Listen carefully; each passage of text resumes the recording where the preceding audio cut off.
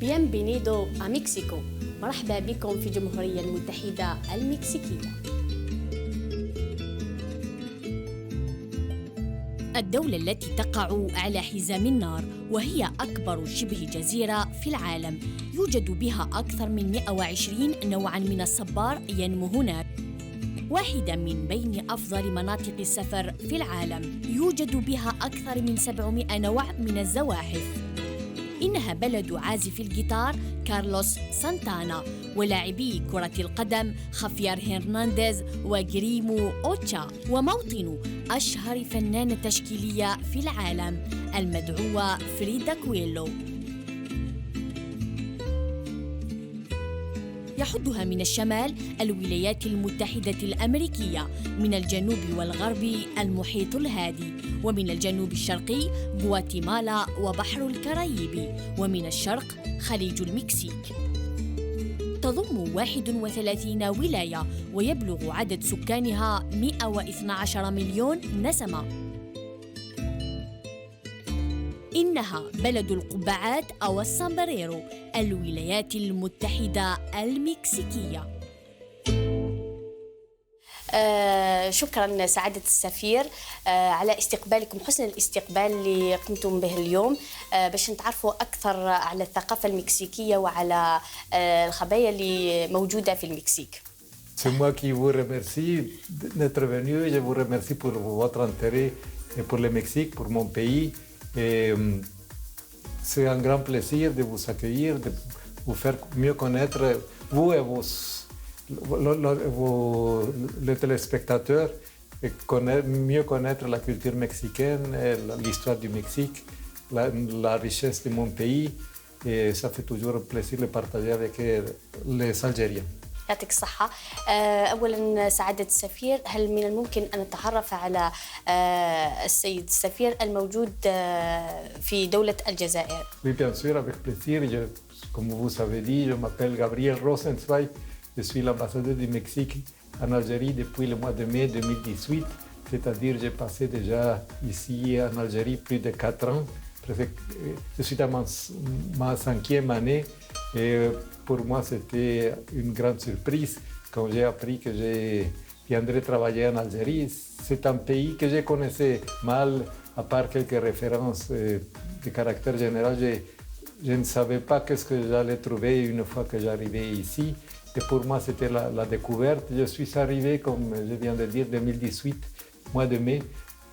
Je dois dire qu'avant de venir en Algérie, je appartiens à la carrière diplomatique mexicaine, au service diplomatique mexicain depuis décembre 1986. J'ai travaillé au Mexique et aussi à l'étranger, au Canada, en Espagne, en Italie et aux Pays-Bas. L'Algérie, c'est ma première ambassade. الله يبارك. مرحبا بك في البلد الثاني واللي هو الجزائر. باش نبداو نحكوا على الثقافة المكسيكية لازم نبداو بالأدب المكسيكي، littérature mexicaine. Oui, bien sûr. Le Mexique a une culture très riche, comme beaucoup de pays, comme c'est le cas de l'Algérie. Il y a la littérature, la peinture, le théâtre, la sculpture, la musique. Et la littérature, c'est un domaine où il y a des Mexicains ont eu beaucoup de succès et il y a des Mexicains qui sont très bien connus dans le monde à cause de la qualité de leur travail littéraire. Peut-être la figure la plus connue, c'est M. Octavio Paz. Octavio Paz est un grand poète et essayiste.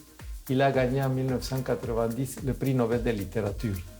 Et M. Paz, ça c'est une chose que j'ai plaisir de raconter aux mes amis algériens. Il avait un lien très serré avec l'Algérie. Et c'est une chose que d'abord c'est difficile d'imaginer. Et la connexion avec l'Algérie lui venait à travers son épouse, Maria José Tramini. Maria José ou Marie-José Tramini, est une femme qui a été née dans une ville qu'aujourd'hui s'appelle Aintuta, qu'à l'époque coloniale, quand elle est née, s'appelait Macmahon, se trouve pas loin de Batna. J'aimerais bien connaître cette ville, je n'ai pas encore eu la chance de voyager là-bas. Et le père de Marie-Josée Paz, Marie-Josée Tramini, est arrivé en Algérie en tant que médecin de colonisation et s'est établi en 1924 là à Intouta, s'est marié avec une pied noire de Batna. Ils ont eu 2 filles, Maria José et une sœur de Maria José. Et Maria José a habité à Intouta jusqu'au début de la Deuxième Guerre mondiale, quand la famille s'est déplacée vers la France. Mais à part de M. Paz, bien sûr, j'ai découvert ici avec surprise, avec beaucoup de joie, l'intérêt qu'il y a pour la littérature mexicaine à l'université d'Alger 2, où il y a un département fort d'espagnol, et des étudiants qui connaissent surtout la littérature du XXe siècle. À part de M. Paz, il y a l'école qu'on appelle les romans de la Révolution mexicaine. La Révolution mexicaine, le premier mouvement social en Amérique latine et dans le monde entier, parce que c'était avant la Révolution russe, a donné un genre de littérature qui s'appelle la littérature de la Révolution mexicaine. Peut-être les auteurs les plus connus sont Mariano Azuela avec un roman qui s'appelle Ceux d'en bas, qui a été traduit en français, jusqu'à maintenant malheureusement pas en arabe, et M. Martin Luis Guzmán avec L'aigle et les serpents, et l'autre roman qui s'appelle L'ombre du caudillo. سعادة السفير، هل يمكن أن تحكي لنا عن العلاقة الجزائرية المكسيكية الموجودة منذ الثورة الجزائرية؟ Oui, c'est une relation très riche. La relation entre le Mexique et l'Algérie a commencé bien avant l'indépendance de l'Algérie en 62, au mois de juillet 62. Et on peut trouver des liens même pendant l'époque que l'Algérie faisait partie de la France. Et je vais parler surtout des chapitres, des épisodes plus récents. Pendant la guerre de libération, pendant la guerre d'Algérie, le Mexique a du début exprimé son soutien, sa sympathie pour le peuple algérien, pour le désir du peuple algérien de devenir indépendant. Et au sein des Nations Unies, le Mexique était un membre fondateur des Nations Unies, a été en faveur de que la guerre d'Algérie soit adressée par l'Assemblée générale.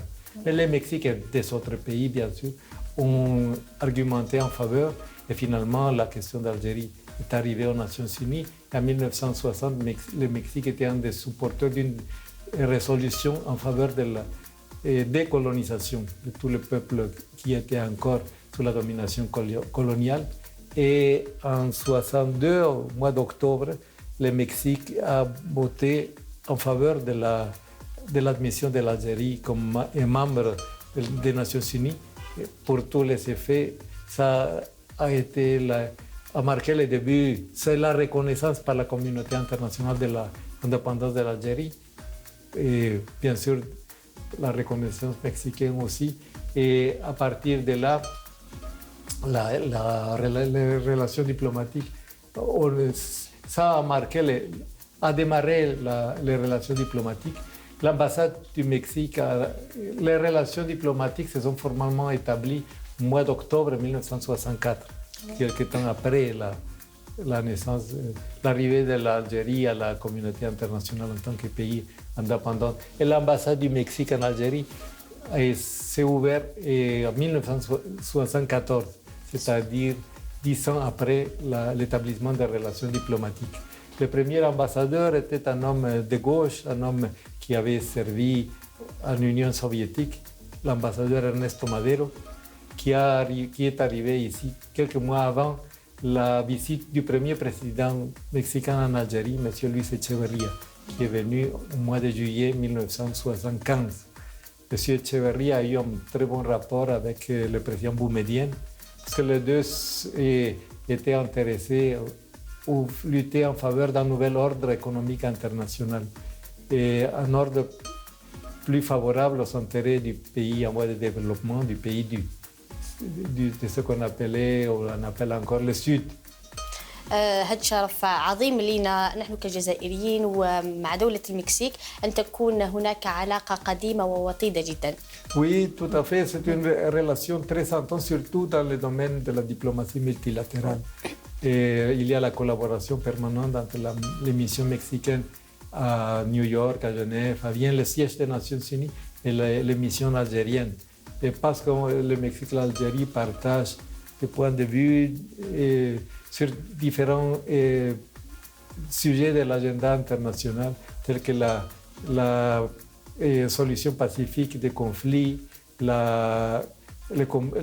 l'éradication des armes nucléaires, et la défense et promotion des droits de l'homme, le combat pour la lutte contre le réchauffement climatique, et la réforme des Nations Unies pour qu'il devienne, surtout du Conseil de sécurité, pour qu'il devienne un organe plus démocratique, où il y a une plus forte présence du pays en voie de développement.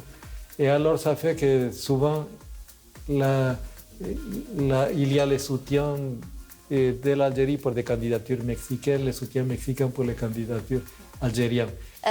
سعادة السفير، أكيد قلت لنا منذ أنتم هنا في الجزائر منذ سنة 2018. أكيد زرتوا الأماكن جزائرية مختلفة وولايات جزائرية وتعرفت على الثقافات وتعرفت على الأماكن السياحية التي تزخر بها بلادنا. Oui, absolument, c'est vrai. Je suis très chanceux.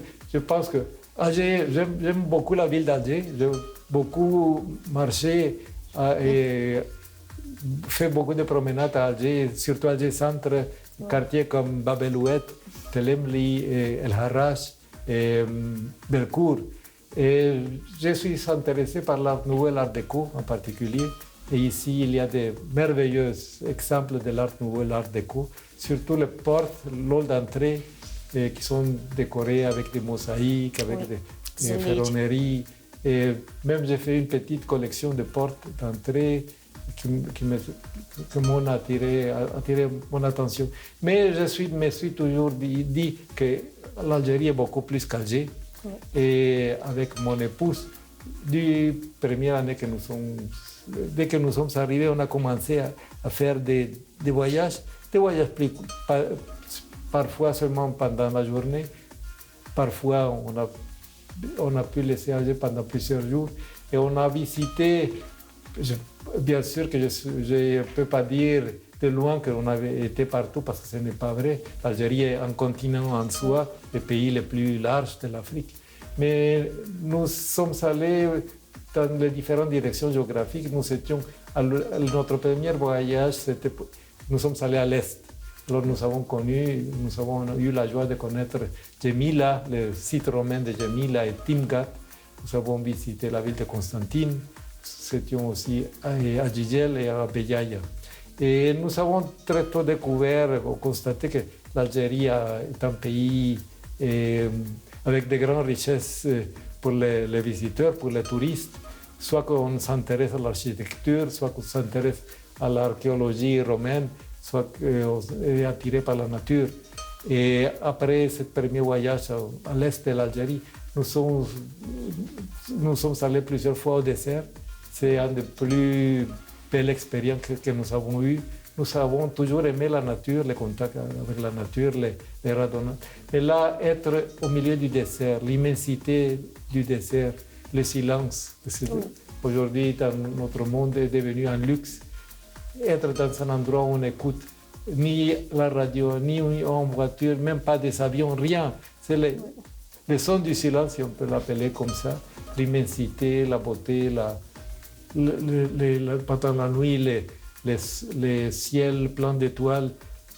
On a la sensation qu'on est en communion avec la nature et qu'on est vraiment en harmonie avec l'environnement et on a envie de faire mieux pour garder ce patrimoine que nous avons. Et ça nous a beaucoup frappé. On a pu aller plusieurs fois au désert.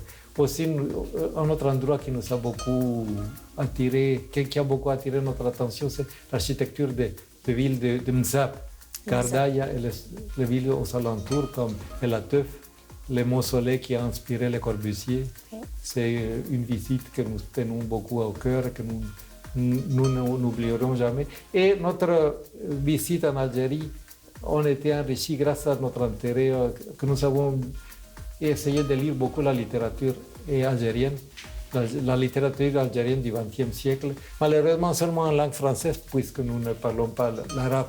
Mais nous avons découvert que, comme c'est le cas de la richesse du paysage, la diversité de l'Algérie, il y a aussi une grande richesse dans la littérature en langue française. Nous avons lu surtout les auteurs contemporains, tels que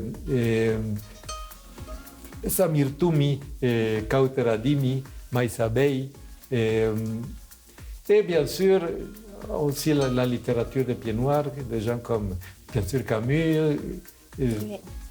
Camus était presque la seule chose avec laquelle je faisais la connexion avec l'Algérie avant de venir. Mais aussi nous avons lu, comment ça s'appelle, Monsieur Robles, le nom m'échappe, Emmanuel Robles. Emmanuel Robles est intéressant parce qu'il a visité le Mexique dans les années 50. Il a écrit un roman qui s'appelle Cela s'appelle Aurore. Et Monsieur Buñuel, Luis Buñuel, un cinéaste espagnol qui s'est trouvé au Mexique comme exilé, a voulu faire un film de ce roman de Robles. Et alors, il a invité à Robles de se rendre au Mexique pour préparer le film. Et M. Robles a passé plusieurs mois au Mexique. Même il a, après avoir rentré en Algérie, écrit un roman sur un sujet mexicain qui s'appelle Les couteaux. C'est le problème ou la question de la... Il s'est inspiré pour son roman dans un personnage de l'histoire mexicaine du XXe siècle, un personnage qui était le gouverneur de l'État de Tabasco, l'État d'où est originaire le président López Obrador, qui s'est confronté à l'Église catholique. Oui. Et le roman de M. Robles a eu succès, a été traduit en espagnol, publié pas au Mexique, mais en Argentine. Et nous avons lu les romans mexicains, mais des autres romans. Alors, la littérature algérienne nous a fait aimer encore plus ce que nous. سعادة السفير، هل حضرت من قبل بعض المهرجانات الجزائرية التقليدية، وهل هناك ما أعجبك من التقاليد والعادات التقليدية الجزائرية؟ Oui, j'ai eu la chance de connaître quelques traditions algériennes, pas tous, mais je dirais écouter la musique chabi que je ne connaissais pas. Nous sommes été invités plusieurs fois dans des maisons à la Casbah, où il y a eu des soirées musicales. On a mangé la cuisine, a goûté la cuisine traditionnelle. Nous avons mangé la richta et le couscous en écoutant la musique chabi. Ce sont des soirées très, très agréables que nous n'oublierons pas. Et une fois, j'ai eu la chance d'être invité à un mariage de la fille d'une famille de Tlemcen. Le mariage a eu lieu à Oran. Oui.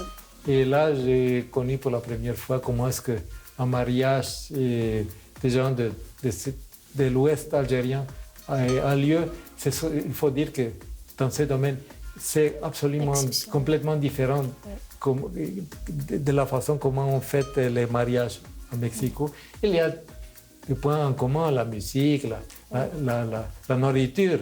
Oui. Mais à part de ça, les mariages se déroulent d'une façon complètement différente. Alors c'était la découverte.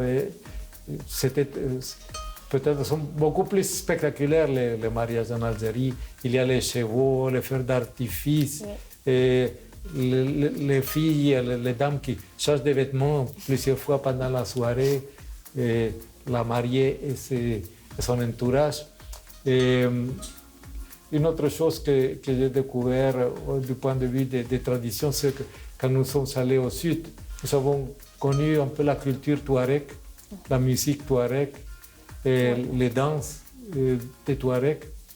Et je sais qu'il y a beaucoup plus.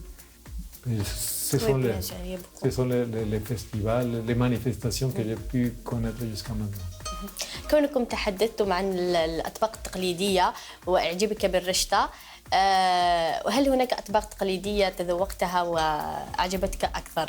Oui, bien sûr, je disais le couscous, la chapchocha, que j'aime beaucoup, le burek, que j'aime aussi beaucoup, et les produits de l'Algérie. Il y a des fruits magnifiques, des légumes de très bonne qualité, et les poissons. On trouve les matières premières pour faire préparer tout genre de plats de la cuisine internationale ou de la cuisine locale.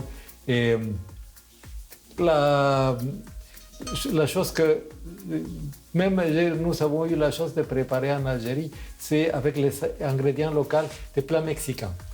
Pas beaucoup parce qu'il nous manque des ingrédients, mais en Algérie, c'est une chose qu'on partage avec le Mexique, c'est la culture de la figue de Barbarie. Et au Mexique, la figue de Barbarie est très connue. Même on dirait que c'est la plante nationale. Si vous regardez les drapeaux mexicains, vous trouverez la figue de Barbarie au milieu. Il y a l'aigle qui est posé sur une figue de Barbarie, sur la raquette d'une figue de Barbarie, et qui mange une serpent. Et en Algérie, quand je suis arrivé, je suis sorti à la campagne. Parfois, je me disais, est-ce que je suis en Algérie ou est-ce que je suis au Mexique? Parce que si on voyait les montagnes, la culture et après les figues de Barbarie, on pourrait facilement croire qu'on se trouvait au Mexique. Il y a beaucoup de similitudes entre l'Algérie et le Mexique. Et je voudrais raconter qu'il y a un photographe mexicain qui est venu en Algérie en 2019, il s'appelle Andrés Alejos, et qui a commencé à faire des photos en Algérie. Et tout d'un coup, il disait, tiens, il y a beaucoup de similitudes, il y a des paysages en Algérie qu'on pourrait bien croire que ce sont des paysages mexicains. Et comme il avait des photos prises au Mexique, il a décidé d'organiser une exposition que l'ambassade a montrée au musée du Bardo en 2019, septembre 2019, où il a mis une photo prise en Algérie à côté d'une photo prise au Mexique et a décidé de laisser aux spectateurs d'essayer de déterminer quelle photo était l'Algérie, quelle photo était prise au Mexique. Et on avait peine à le savoir, sauf dans certains cas où il y avait quelques signes en arabe, bien sûr c'était l'Algérie, ou quelques particularités qu'on pouvait d'une façon sûre liée au Mexique. Et alors, ça, simplement pour dire qu'il y a beaucoup de similitudes. Et la figue de Barbarie est une chose qui est une similitude et une plante qu'on partage. Pour le Mexique, c'est presque la plante nationale, puisque la figue de Barbarie est dans notre drapeau. Bien sûr. L'aigle est posé sur une figue de Barbarie et mange une serpent. Au Mexique, comme en Algérie, on mange les figues de Barbarie. Sont très appréciées, surtout on les mange froides et ça rafraîchit quand il fait la chaleur. Mais au Mexique et en Algérie, ils ne le font pas. Au Mexique, nous mangeons les raquettes de la figue de Barbarie. On enlève les épines, bien sûr, et après on les fait cuire, on enlève la substance visqueuse et avec on les coupe et avec les morceaux de la raquette, on prépare beaucoup de plats, soit la soupe, la salade, on les mange avec les œufs, on les mange avec de la viande, on les mange grillés et avec du fromage. Et il y a toute une variété de façons de préparer la raquette de la figue de Barbarie. Et c'est un produit qui a une valeur nutritionnelle importante. La raquette est riche en fibres, la raquette aide à combattre le niveau de sucre dans le sang. Alors pour ceux qui ont la diabète, la diabète au Mexique comme en Algérie est devenu un grand problème de santé publique. Et alors pour ceux qui souffrent de cette maladie, manger la raquette de la figue de Barbarie aide à réguler le niveau de sucre dans le sang. Et alors on essaye et on va continuer à essayer de le faire. d'un côté, promouvoir la collaboration, les échanges entre l'Algérie et le Mexique dans le domaine de la culture de l'Afrique de Barbarie. Parce qu'en Algérie, il s'est fait une chose qu'au Mexique ne se fait pas, que c'est obtenir du grain de l'Afrique de Barbarie en huile qui est très appréciée dans l'industrie de la cosmétique. Oui, ça, c'est aussi. Oui, ça c'est un usage qu'on peut bien apprendre des Algériens. Et du côté mexicain, on voudrait que l'Algérie connaisse les variétés mexicaines, mais aussi l'usage dans l'alimentation humaine et pour l'alimentation des bétails. Et il y a des experts mexicains sont déjà venus dans le passé pour transmettre leurs connaissances aux techniques, aux experts algériens. Mais maintenant, on est en train de faire que cette coopération continue et on voudrait bien, avec le soutien des Algériens, bien sûr, les faire connaître les usages alimentaires de l'Afrique de Barbarie, parce que c'est une source qui pourrait faire beaucoup de bien. إن شاء الله يكون هناك تعاون من أجل التعاملات التجارية للتين الشوكي الخاص بالجزائر والخاص بالمكسيك.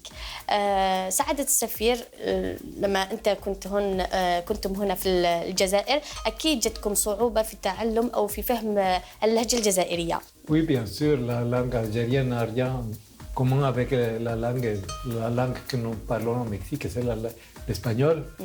Et il appartient à des familles complètement différentes. Alors, quand on arrive en Algérie et si on ne parle pas le français, on se sent absolument perdu, on ne comprend rien. Avec le passage du temps, on commence à apprendre quelques mots. Moi, j'ai essayé d'apprendre les darija. Quand je suis arrivé, j'ai appris qu'il y avait des cours d'arija dans un centre qui s'appelle les Glycines. Je suis allé, mais pour moi, c'était tellement difficile. Je n'avais pas assez de temps, mais aussi c'était la prononciation, la grammaire. Est-ce que vous connaissez des mots? Oui, je connais des mots très peu, comme Inch'Allah, Hamdoulillah, Sahar. Mais je dois dire avec regret que ma connaissance est presque inexistante.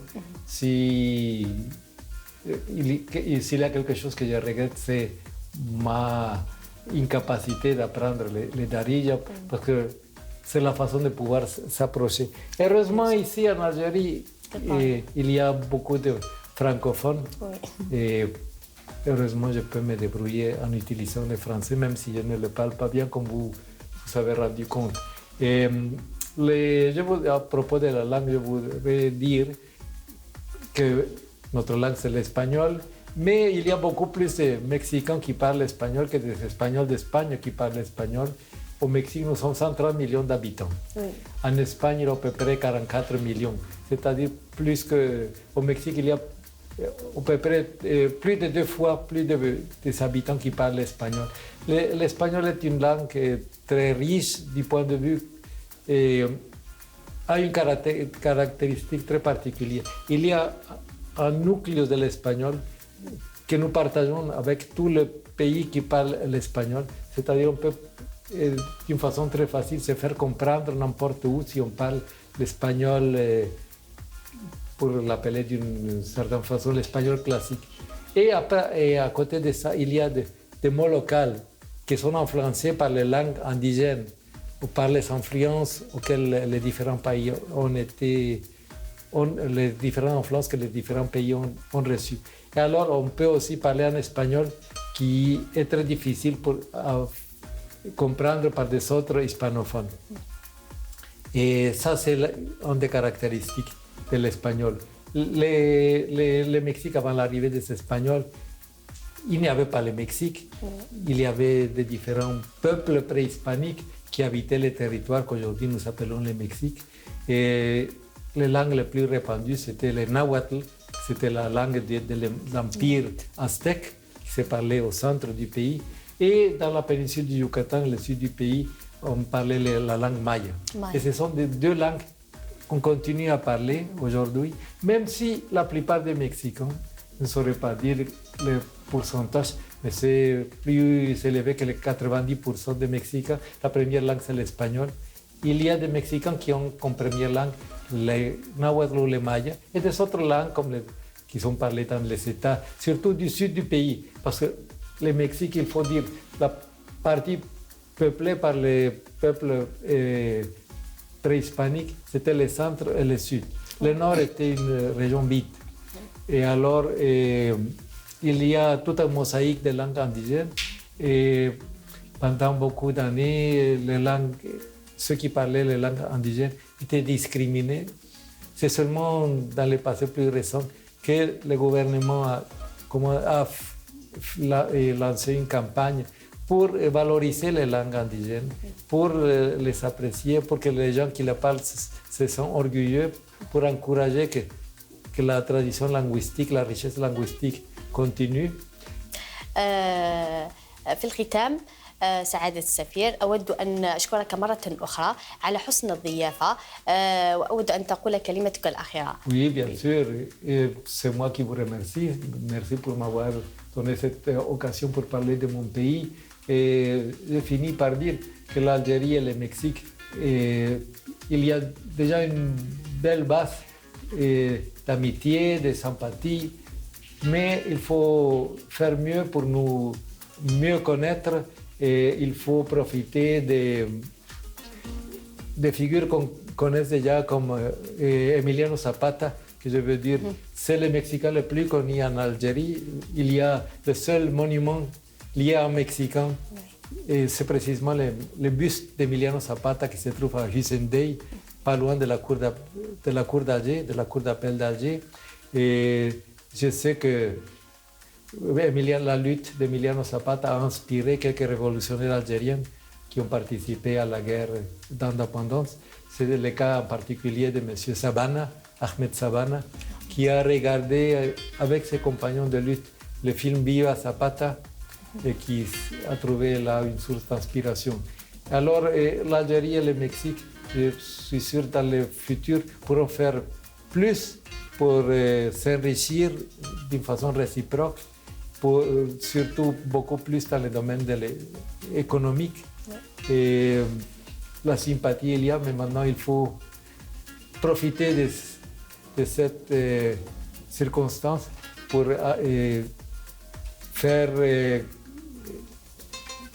intensifier nos échanges dans les autres domaines. J'aimerais finir par dire que j'ai beaucoup d'admiration pour le peuple algérien, beaucoup de sympathie. Pour moi, c'était un privilège de représenter mon pays dans ce pays magnifique. Merci beaucoup.